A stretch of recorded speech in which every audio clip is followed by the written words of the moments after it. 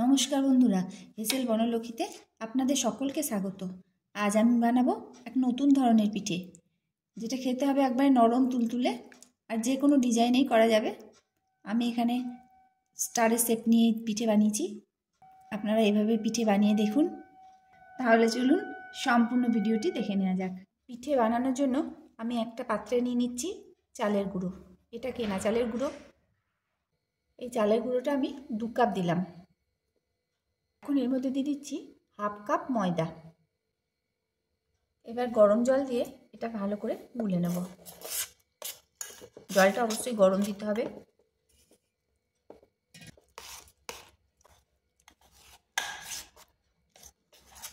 আর জলটা একসঙ্গে না দিয়ে অল্প অল্প করে দিচ্ছি। জলের পরিমাণটা অবশ্য চাল গুঁড়োর উপর নির্ভর করে। চাল গুঁড়োটা দানা মোটা না পাতলা তার উপর জলের পরিমাণটা নির্ভর করে। যদি খুব মোটা চাল গুঁড়ো হয় তাহলে জলটা একটু বেশি লাগে।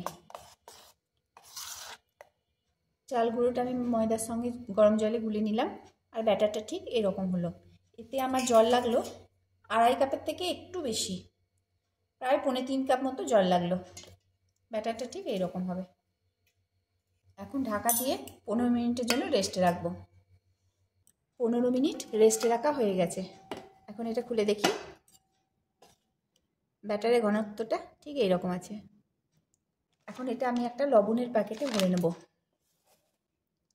আমি নিয়েছি একটা লবণের প্যাকেট। এর ভিতরে আমি এই ব্যাটারটা ভরে নেব। প্যাকেটটা ভালো করে পরিষ্কার করে নিয়েছি। এখন এর মধ্যে আমি ব্যাটারটা ভরে নেব। পুরো ব্যাটারটাই এই প্যাকেটের মধ্যে ভরে নিলাম। এখন এর মুখে একটা গার্ডার মেরে দিচ্ছি। এবার এই কোণে একটু ফুটো করে নেব। এই প্যাকেটের কোণাটা এখন অল্প একটু কেটে নিচ্ছি। খুব সামান্য কেটে নিলাম। এইভাবে কোণা করে এইভাবে কেটে নিলাম। এখন চাটু গরম করে সামান্য ঘি চাটুতে দিয়ে দিচ্ছি। খুব বেশি দেওয়ার দরকার নেই। সামান্য একটু ঘি দিয়ে গোটা চাটুটা বুলিয়ে দিচ্ছি। এখন দিয়ে দিচ্ছি এইভাবে।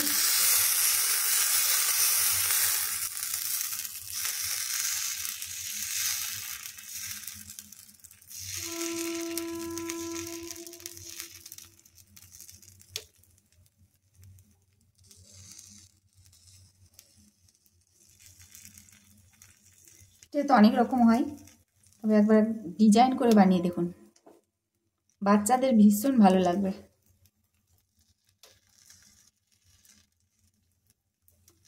ডিজাইনটা আপনারা যেটা ভালো লাগে সেই রকম ডিজাইন করে নেবেন।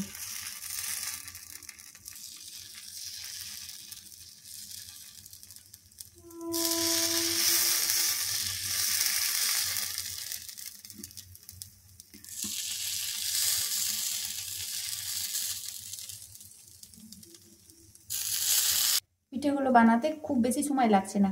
1 মিনিটেই পিঠেগুলো তৈরি হয়ে যাচ্ছে, আর সহজেই উঠে যাচ্ছে।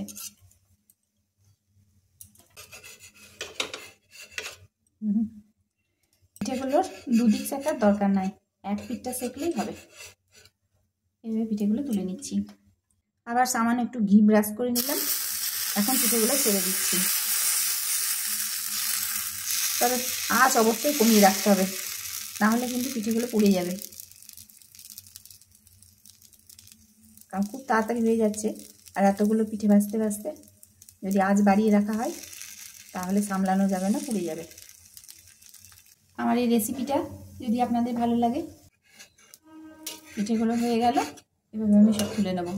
আর আপনাদের মনে হতে পারে যে পিঠে করতে অনেকটাই সময় লাগবে, কিন্তু একদম সময় লাগে না, খুব চটপটে উঠে যায়। আর এই পিঠে তো বাচ্চাদের খেতে খুবই ভালো লাগবে, আর পিঠে খুবই নরম তুলতুলে হয়। এই সামনে পৌষ সংক্রান্তি, অবশ্যই একদিন এইভাবে পিঠে বানিয়ে দেখুন। পৌষ সংক্রান্তিতে একদম নতুন ধরনের পিঠে হবে, আর খেতেও খুব ভালো লাগবে। এইভাবে আমি সব পিঠেগুলো বানিয়ে নেব। সমস্ত পিঠেগুলো আমার ভাজা হয়ে গেল।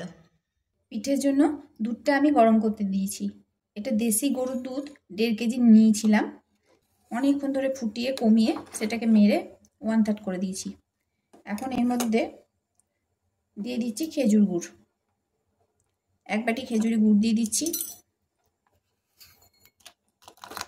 মোটামুটি 150 গ্রাম হবে। এখন গুড়টা গলতে দিতে হবে।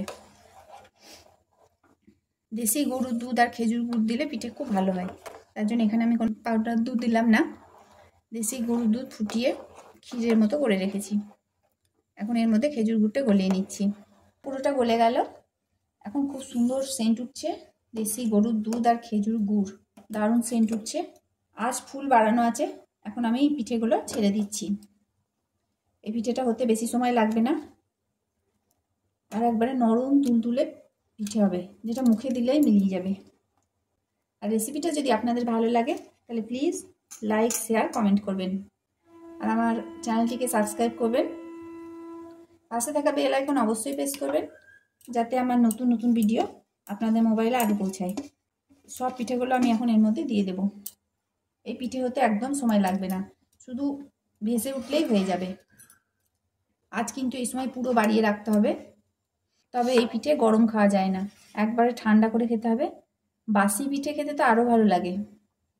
দেখুন পিঠেগুলো হচ্ছে, আর একটুও গলে যায়নি, বেশিক্ষণ সময় লাগে না। পিঠেগুলো ভেসে উঠলো, মানে ভেসে উঠলেই বুঝতে হবে পিঠেগুলো হয়ে গেছে। এখন গ্যাসটা বন্ধ করে দিলাম। এই পিঠে তো বাচ্চাদের খেতে খুবই ভালো লাগবে। এখন ঠান্ডা করে পরিবেশন করব। পিঠেটা এখন পাতলা আছে, ঠান্ডা হলে আরেকটু জমে যাবে। এইভাবে পিঠে বানিয়ে খান, আর কমেন্ট করে বলুন কেমন হয়েছে। সমস্ত রেসিপিটি দেখার জন্য হেসেল বনলক্ষ্মীর তরফ থেকে অসংখ্য ধন্যবাদ।